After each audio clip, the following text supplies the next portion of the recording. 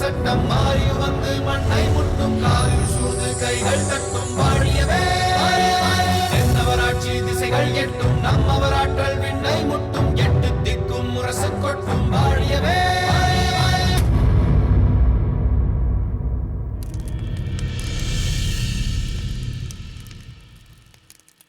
நண்பா வா நண்பா. என்ன ஏதோ பரபரப்புடன் வருவது போல் தெரிகிறது? உண்மைதான். உன்னிடம் விடை பெற்று செல்வதற்காகத்தான் வந்தேன். என்ன விடை பெற வந்தாயா? எங்கே போக போகிறாய்? சோழ நாட்டிற்கு. என்ன என்ன சொன்னாய் இப்பொழுது? சோழ நாட்டிற்கு போகிறாயா? ஏன், எதற்காக நீ அங்கே போக வேண்டும்? எதற்காக இருக்கும் என்று நீதான் சொல்லேன். எவ்வளவோ சிரமப்பட்டு அங்கிருந்து தப்பித்து வந்திருக்கிறோம். இப்பொழுது நீயாக சென்று புலிவாயில் தலையை நுழைக்கிறேன் என்கிறாயே, அதுதான் எனக்கு ஏன் என்றே புரியவில்லை. அதையும் உன்னால் யூகிக்க முடியும் என்றால் சொல்லிவிடு. உன் மனதில் இருப்பது எனக்கு எப்படி தெரியும் நண்பா? இருந்தாலும் முத்துநகை விவகாரத்தில் முரண்பாடு வந்துவிட்டதால் இங்கு இவனோடு போராடி கொண்டிருப்பதை விட அங்கேயே போய்விடலாம் என்று தீர்மானித்து விட்டாயோ என்று தோன்றுகிறது.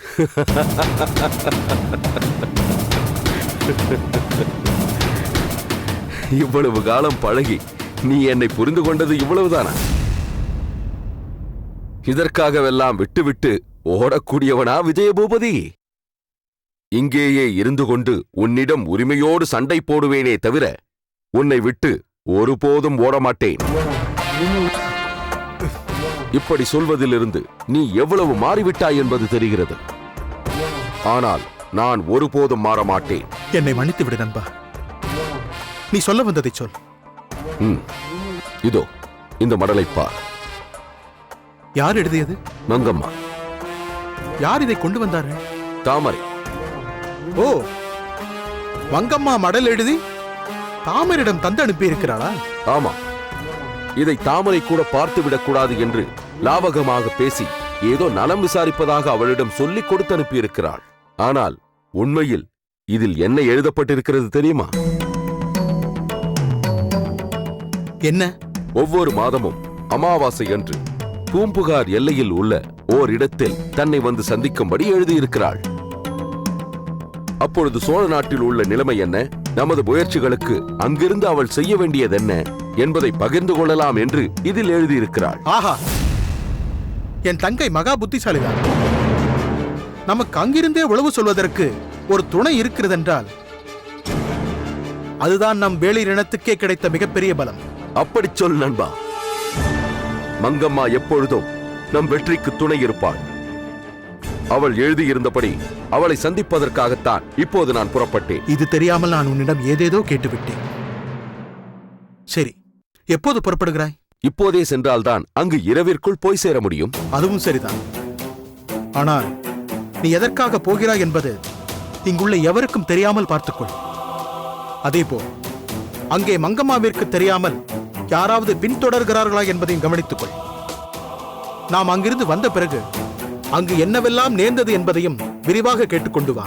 உடனே நீ புறப்படு.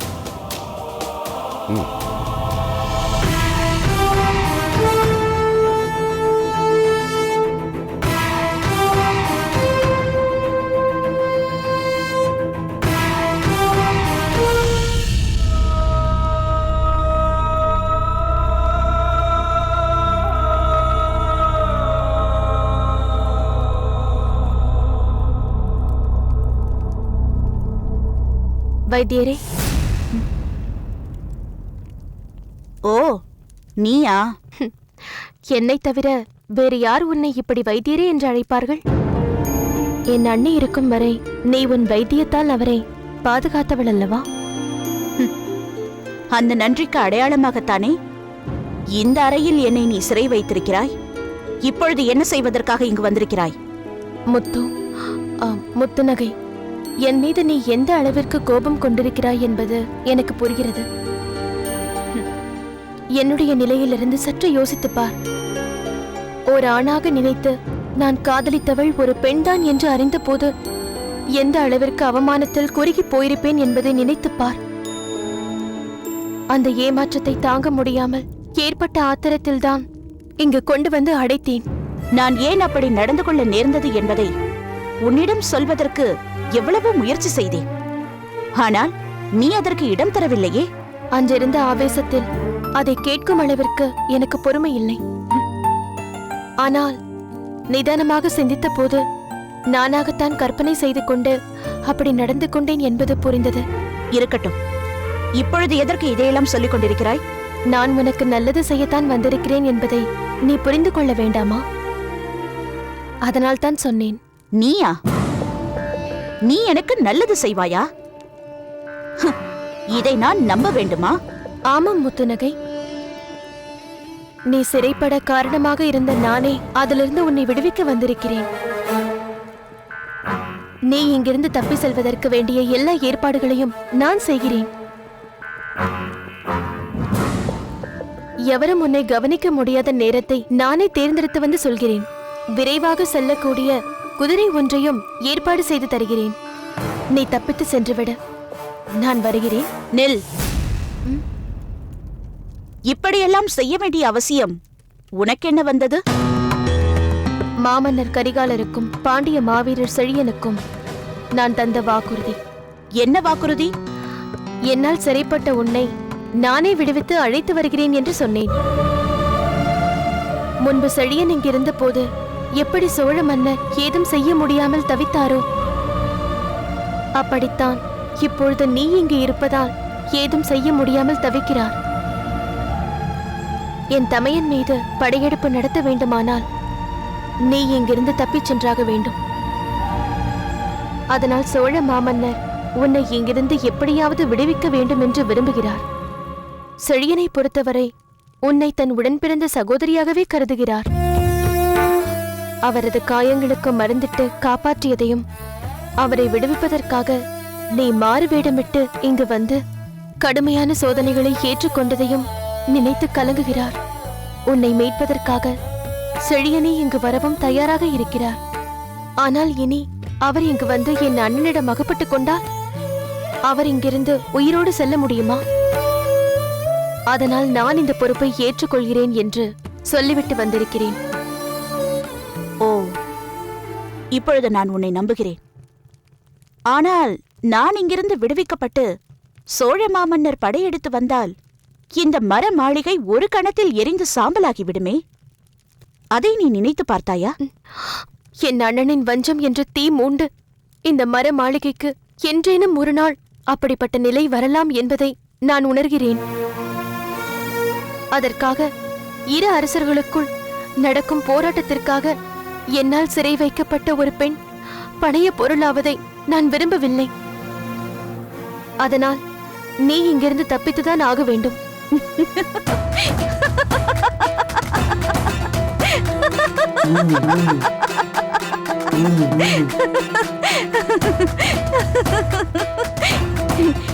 ஏன் அப்படி பார்க்கிறாய்? இவளுக்கு ஏதாவது நேர்ந்து விட்டதா என்று பார்க்கிறாயா? பயப்படாதே, எனக்கு அப்படியெல்லாம் ஒன்றும் ஆகவில்லை. நீ இவ்வளவு தூரம் சொல்லியும் நான் எள்ளளவும் அதை ஏற்றுக்கொள்ளவில்லை என்பது உனக்கு புரியவில்லையா? ஏன் வீணாக இங்கு வந்து ஏதேதோ சொல்லிக் கொண்டிருக்கிறாய்? தாமரை, நான் இங்கிருந்து தப்பிக்கப் போவதில்லை. ஏனென்றால் அதற்கான அவசியமும் இப்பொழுது இல்லை. ஏன்? நான் உன் அண்ணனை, வேளிர்குல மன்னனை மணந்து கொள்ளப் போகிறேன். இருங்கோவேள் மன்னரை திருமணம் செய்து கொண்டு முத்தூர் கூற்றத்தின் மகாராணியாக அரியணையில் அமரப்போகிறேன்.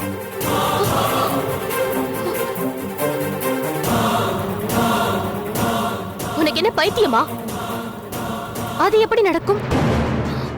யார் இதை ஏற்றுக்கொள்வார்கள்? முதலில் என் தமையன் இதை எப்படி ஒப்புக்கொள்வார்? அதை நீ அவரிடமே சென்று கேள். முத்துநகை, அண்ணி என்று அழைக்க வேண்டும். அண்ணிக்கு மரியாதை கொடுக்க கற்றுக்கொள். தாமரை, உன் அறிவுரை எதுவும் எனக்கு தேவையில்லை. இதை பற்றி உனக்கு ஏதாவது சந்தேகம் இருந்தால் நீயே சென்று உன் அண்ணனிடம் விளக்கமாக கேட்டு தெரிந்து கொள். போ போ இங்கிருந்து.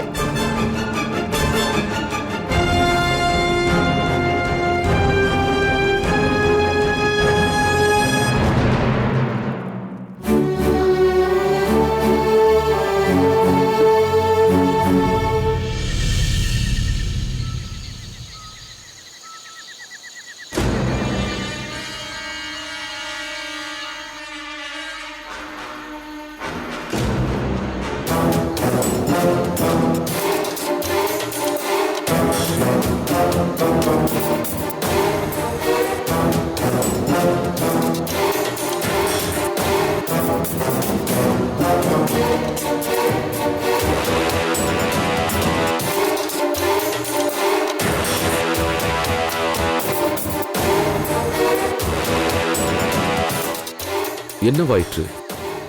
அவ்வளவு சாமர்த்தியமாக தாமரைக்கே சந்தேகம் வராதபடி அந்த மடலை தந்து அனுப்பிய மங்கம்மா இன்னும் வரவில்லை என்றால் அங்கு ஏதோ தடை நேர்ந்திருக்கிறது. யாருக்கும் தெரியாமல் பூம்புகார் அரண்மனையிலிருந்து வெளியில் வருவதென்றால் அவ்வளவு சுலபமா என்ன? அதிலும் நான் சிறையிலிருந்து தப்பித்து வந்திருப்பதால் அதில் மங்கம்மாவின் பங்கு இருக்கும் என்று நிச்சயம் அந்த கரிகாலனுக்கு புரியும். அதனால் மங்கம்மாவை கண்காணிக்க ஆட்களை நியமித்திருப்பான். அவன் அப்படி செய்வான் என்பது மங்கம்மாவுக்கும் தெரியும். அவர்கள் கண்ணில் மண்ணை தூவிவிட்டுத்தான் அவள் வர முடியும்.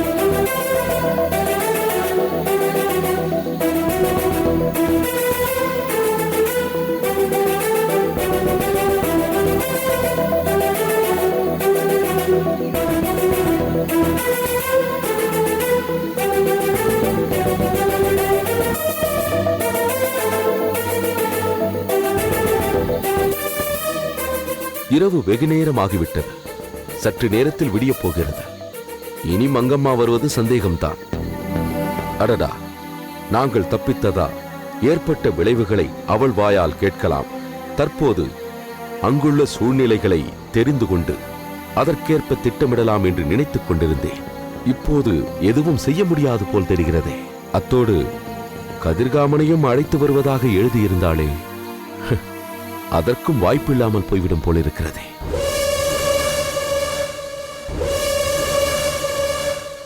வா வா சீக்கிரமாக. மங்கம்மா, என்னவாயிற்று? ஏன் இவ்வளவு தாமதம்? பிரபு, யாருக்கும் தெரியாமல் வர வேண்டும் அல்லவா? அதனால் தான் தாமதமாகிவிட்டது. உன் நிலைமை என்னவென்பது எனக்கு நன்றாகவே புரிகிறது மங்கம்மா.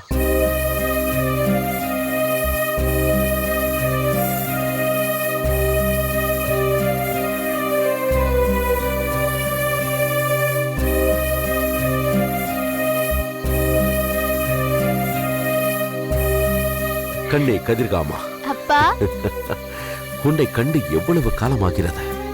ஆமாம் அப்பா, நான் நீங்கள் சிறையில் இருக்கும் போதே வந்து பார்க்க வேண்டும் என்று அம்மாவிடம் அடம் பிடித்தேன். அம்மாதான் என்னை அழைத்துக் கொண்டே வரவில்லை. நான் தான் கண்ணே உன்னை அங்கெல்லாம் அழைத்து வர வேண்டாம் என்று சொன்னேன். ஏன்?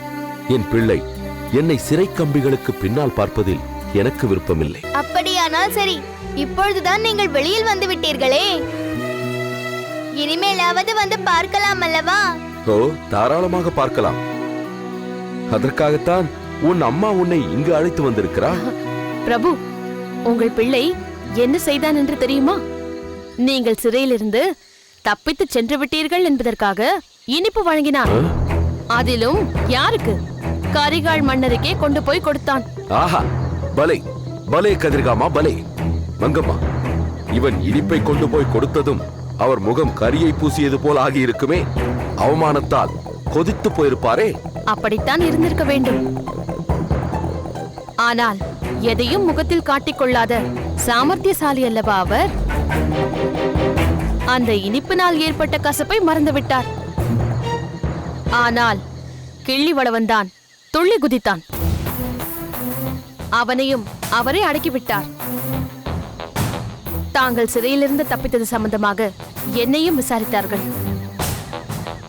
நான் கிள்ளிவளவன் மீதே சாட்டிவிட்டேன். பலே பலே, இதற்கெல்லாம் உனக்கு சொல்லிக் கொடுக்க வேண்டுமா என்ன? இருக்கட்டும், இந்த ஆட்டம் எல்லாம் இன்னும் எவ்வளவு காலத்திற்கு? நானும் இருங்கவேளும் இணைந்து பெரும் படையெடுப்புக்கு திட்டம் தீட்டிக் கொண்டிருக்கிறோம். எந்த பக்கம் இருந்து யாருடைய படை வருகிறது என்று கண்டுபிடிக்க முடியாத அளவிற்கு புற்றீசல் போல் அங்கங்கிருந்து வந்து சூழும் போது கரிகாலனே மிரட்சி அடைந்து உயிர் பிழைத்தால் போதும் என்று ஓடி ஒளியப் போகிறான். நிச்சயம் உங்களால் அதை சாதிக்க முடியும் என்பது எனக்கு தெரியும். என்னுடைய பங்கிற்கு என்னால் முடிந்தவரை நானும் அதற்கு உதவுவேன். உன்னுடைய பங்குதான் இதில் மிகப்பெரிய பங்கு மங்கம்மா. எதிரியின் நடமாட்டத்தை கண்டுதானே நாம் எதையும் சாதிக்க முடியும். அப்படி நாங்கள் அதை அறிய வேண்டும் என்றால் எதிரியின் இடத்திலேயே செல்வாக்குடன் இருக்கும் உன்னை தவிர வேறு யார் எங்களுக்கு உதவ முடியும்? அதை பற்றிய கவலையே உங்களுக்கு வேண்டாம்.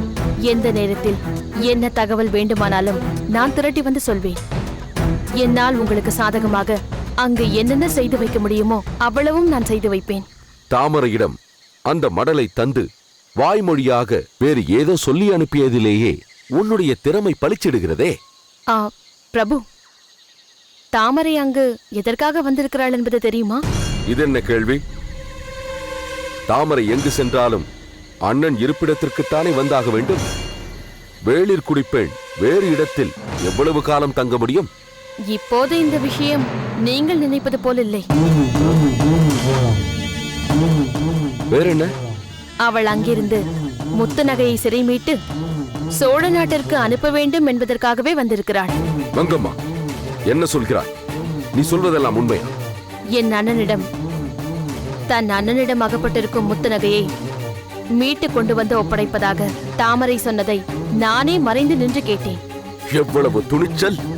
விளையாட்டு பெண் என்று நாம் நினைத்தவள் இந்த அளவிற்கு விபரீதமாக மாறிவிட்டாளா?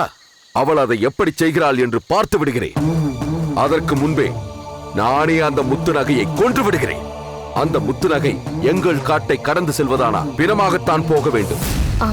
பிரபு, எதை செய்வதானாலும் சற்று எச்சரிக்கையாக செய்யுங்கள். சற்று நேரத்தில் விடிய போகிறது. இனியும் நாம் இங்கிருந்து பேசிக் கொண்டிருப்பது நல்லதல்ல. ஒவ்வொரு அமாவாசை அன்றும் நான் தவறாமல் இவ்விதமே வந்து தங்களை சந்திக்கிறேன் பிரபு. தவறாமல் கதிர்காமனையும் அழைத்துக் கொண்டு வா. ஆகட்டும் பிரபு, நான் புறப்படுகிறேன். சரி, புறப்படுங்கள்.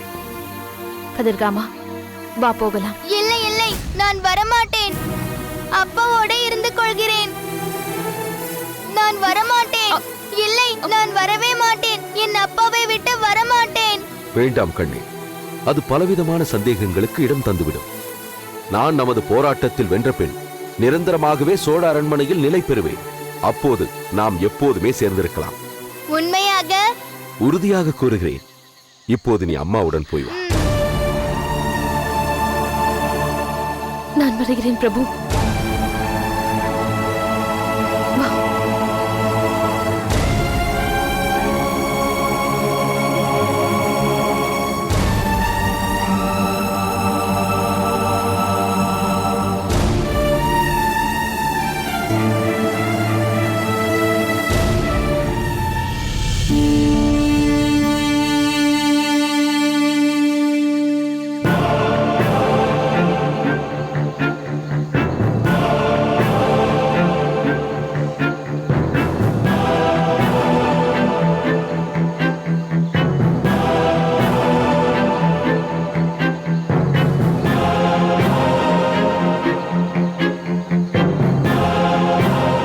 தாமரை, என்ன இந்த நேரத்தில் இங்கே? முத்துநகை இங்கேதான். முத்துநகை இங்கேதான் இருக்கிறாள் என்பது எனக்கு தெரியும். அவளை இங்கே கொண்டு வந்து சிறை வைத்ததே நீதானே. ஆனால் இப்பொழுது அவளை இந்த நேரத்தில் சந்திக்க வேண்டிய அவசியம் என்ன வந்தது? உனக்கு அங்கே என்ன வேலை? என்னை ஏமாற்றியவள் எப்படி இருக்கிறாள் என்று பார்ப்பதற்காகத்தான் சென்றேன்.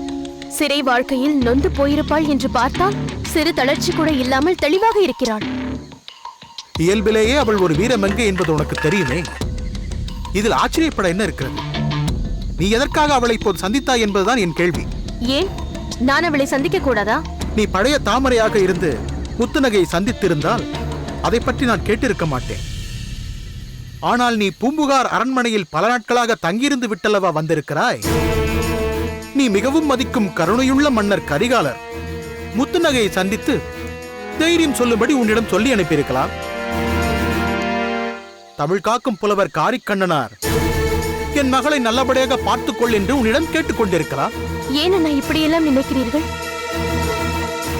அவர்களிடமிருந்து தப்பித்து வந்தால் போதும் என்று நான் வந்திருக்கிறேன். இந்த நிலையில் அவர்கள் எப்படி என்னிடம் செய்தி சொல்லி அனுப்புவார்கள்? சரி, அதெல்லாம் போகட்டும்.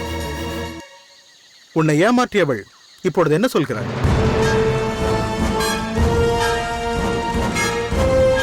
தங்கையை ஆணாக இருந்து ஏமாற்றியவள் தமையனை பெண்ணாக இருந்து ஏமாற்றுவதற்கு திட்டம் போடுகிறாள். என்ன என்ன ஏமாற்ற திட்டமிடுகிறாளா? ஓ, முன்பு ஒரு முறை நான் இல்லாத போது தப்பிச் செல்ல திட்டமிட்டவள் இப்பொழுது நான் இருக்கும் போதே தப்பிவிடலாம் என்று திட்டம் திட்டுகிறாளா? அப்படி இருந்தால் பரவாயில்லையே. பலத்த பாதுகாப்பை ஏற்படுத்தி சிறையை விட்டு நகர முடியாமல் செய்து விடலாமே. பிறகு என்ன? அவள் அந்த முத்து நகை உங்களை மணந்து கொண்டு மிழலை கூற்றத்தின் ராணியாக போகிறாளாம்.